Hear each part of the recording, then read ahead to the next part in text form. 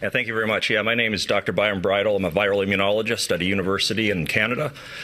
And first, I just want to address the question that was just asked. So, from a scientific perspective, what I can tell you is after this conference, from my experience of the past 2 years, inevitably, everybody who spoke yesterday will be accused of having disseminated misinformation.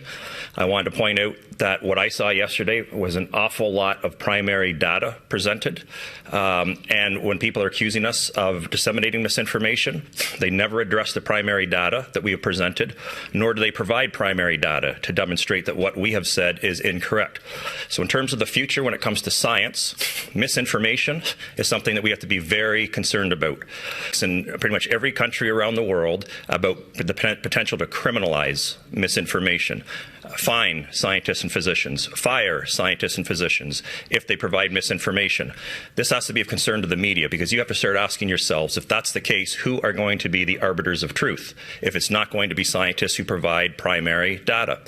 So that's a key thing you have to watch out for. The other thing is if you are not aware, the mRNA vaccines that were rolled out over the past couple of years, that's just the tip of the iceberg.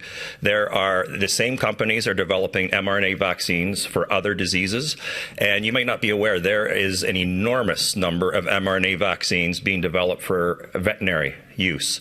And that in of itself is also a potential concern to human health.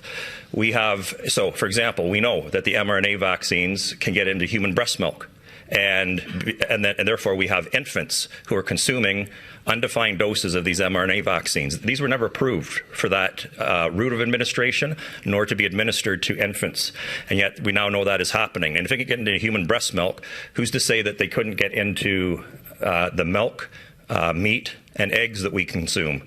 So I'm telling you, based on what I saw yesterday, there needs to be an immediate moratorium on mRNA vaccine technology until the very many legitimate scientific questions that have come up about this technology over the last 2 years can be definitively answered. And I'd just like to end with this. The thing I most appreciated about my experience yesterday was the fact that these MEPs here, these are heroes to me, and you should not only be proud of them here in Europe, but these are political leaders around the world, I can tell you.